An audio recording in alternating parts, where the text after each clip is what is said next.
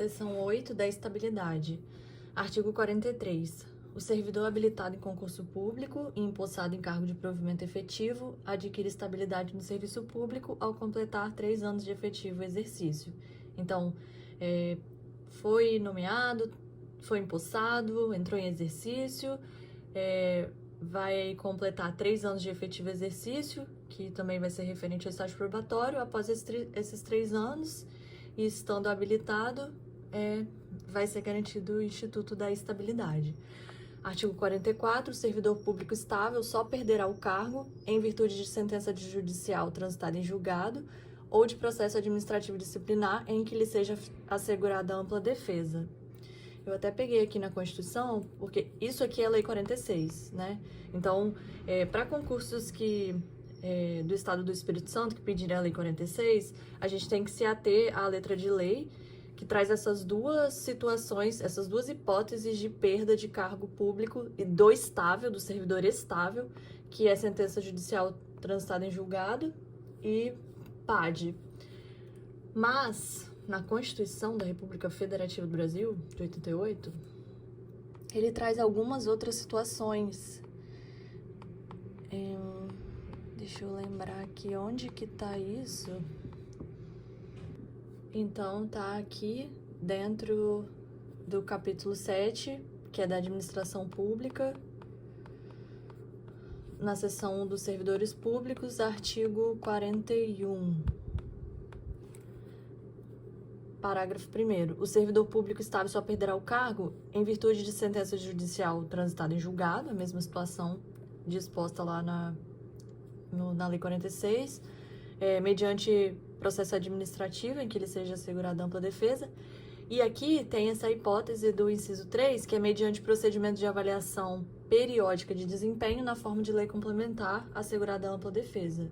Então, essa lei complementar, ela não foi feita ainda, né? Existem alguns projetos de lei já aí, né? Algum estudo, mas isso na prática ainda não ocorreu. Então, enfim, eu quis trazer essa comparação, eu acho bem pertinente, porque dificilmente um concurso vai trazer, eu vou falar especificamente daqui do Espírito Santo, né? Uma legislação sobre RJU, mas não vai ter lá na parte de conhecimentos básicos de direito constitucional.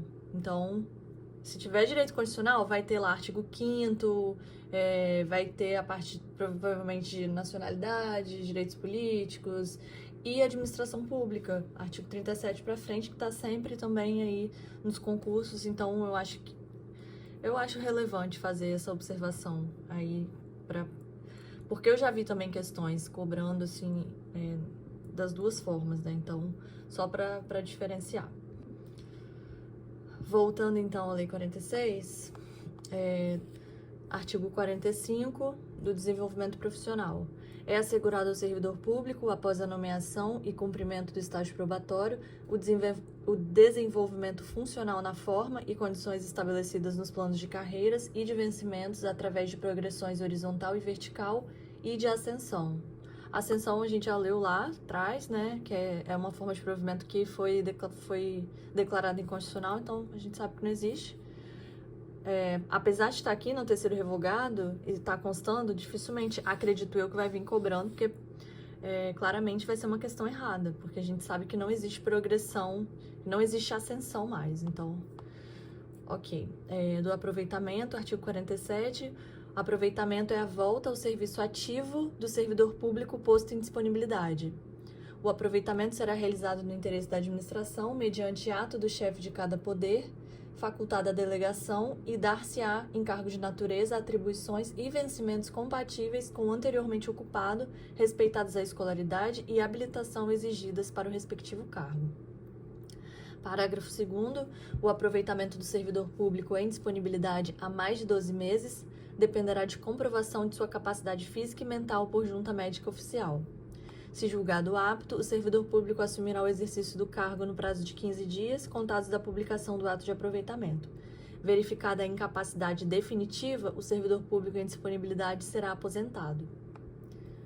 será tornado sem efeito o aproveitamento e cassada a disponibilidade se o servidor público não entrar em exercício no prazo legal, ou seja, nos 15 dias aqui, conforme o parágrafo 3º.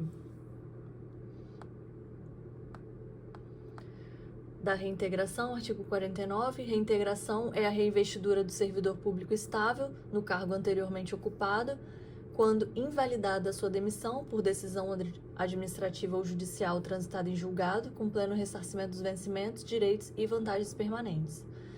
Na hipótese de o cargo anterior ter sido extinto, o servidor público ficará em disponibilidade remunerada. Tendo sido transformado o cargo que ocupava, a reintegração se dará no cargo resultante da transformação. O servidor público reintegrado será submetido à inspeção médica. Se verificada a incapacidade, será o servidor público aposentado no cargo em que houver sido reintegrado. Se verificada a reintegração do titular do cargo, o eventual ocupante da vaga será pela ordem, reconduzido ao cargo de origem, sem direito à indenização, aproveitado em outro cargo, colocado em disponibilidade. Então, o servidor que foi afastado, né, por decisão administrativa ou judicial, ele está afastado. Então, um outro servidor foi lá e ocupou seu cargo. Estou explicando aqui o parágrafo 5º, né? Brevemente, assim. Só que esse servidor, ele foi reintegrado, então ele voltou, tendo aqui todos os direitos, né? Ressarcimento, vencimentos, vantagens. Então, o atual ocupante desse cargo, enquanto ele estava afastado, ele vai ser pela ordem, ele vai ser reconduzido ao cargo dele de origem, sem direito à indenização. Só que pode ser que o cargo dele de origem esteja ocupado e ele não vai ser, não é um caso desse servidor que está trabalhando de ser reintegrado, porque ele só está ocupando um cargo por conta de um outro servidor que foi reintegrado, entende? É meio confuso, mas faz sentido. E esse aqui, então, esse vai ser reconduzido. A outra situação ele vai ser aproveitado em outro cargo, né? Porque o cargo dele anteriormente ocupado tá ocupado, ou ele vai ser posto em disponibilidade, porque não tem nenhuma situação que caiba para que ele seja conduzido ao cargo de origem ou aproveitado em outro cargo. Então, não tem o que fazer, então ele é posto em disponibilidade.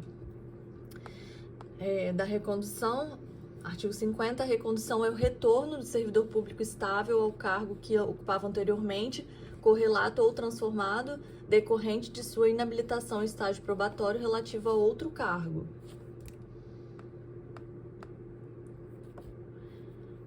Da reversão, artigo 51, reversão é o retorno à atividade do servidor público aposentado por invalidez, quando insubsistentes os motivos de sua aposentadoria e julgado apto em inspeção médica oficial. A reversão far-se-á no mesmo cargo ou em cargo resultante de sua transformação. Não poderá reverter o servidor público que contar 75 anos de idade ou tempo de serviço para aposentadoria voluntária com proventos integrais. Então, determinado servidor público sofreu foi acometido por alguma doença e precisou ser aposentado por invalidez. Só que depois de alguns anos, por exemplo, essa pessoa era muito jovem, trabalhando, tinha 40 anos, e aí 5 anos depois, esses motivos que deram causa à sua aposentadoria por invalidez, eles se tornaram subsistentes, seja porque essa pessoa foi curada ou por N motivos, que após a inspeção médica oficial, esse servidor foi julgado apto a retornar. Então, esse instituto se chama reversão. Só que eu dei o exemplo de uma pessoa com 40 anos, 45, voltar depois. Agora, a gente vê aqui, ó, que tem duas hipóteses que a reversão ela vai estar impedida, que é quando o servidor, ele foi aposentado por invalidez, só que os motivos se tornaram insubsistentes, só que ele já está com 75 anos de idade, então ele não vai haver mais esse retorno. Ou quando esse servidor possui tempo de serviço para aposentadoria voluntária com proventos integrais. Da readaptação, artigo 51A, a readaptação ocorre quando o servidor público efetivo é readaptado em cargo de atribuições e responsabilidades compatíveis com a limitação que tenha sofrido em sua capacidade física ou mental, enquanto permanecer nessa condição verificada em inspeção médica. Se julgado incapaz para o serviço público, o readaptando será aposentado.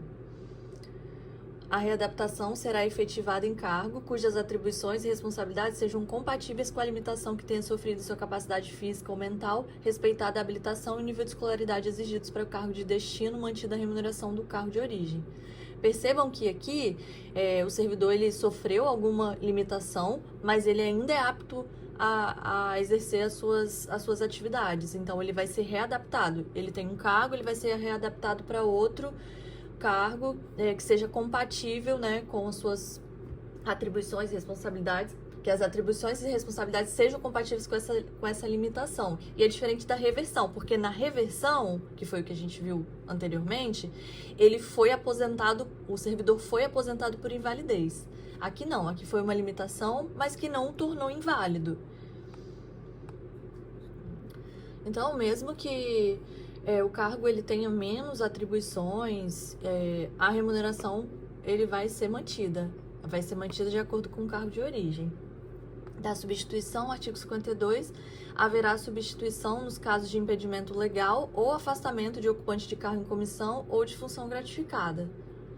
O substituto perceberá o vencimento do cargo em comissão ou o valor da função gratificada, podendo optar pela gratificação prevista no artigo 96, e a substituição será remunerada por qualquer período. Aqui já é importante fazer, né, a observação do artigo 96. Eu vou rolar aqui a tela até o artigo 96, mas explicando. Quem estiver substituindo, ele pode receber o vencimento do cargo em comissão ou pode optar pela gratificação prevista no artigo 96. Então, vamos supor, você vai substituir um cargo em comissão que a remuneração é R$10.000. Mas você ocupa um cargo que você já recebe isso. Então, você já recebe no seu cargo lá efetivo, você já recebe R$10.000.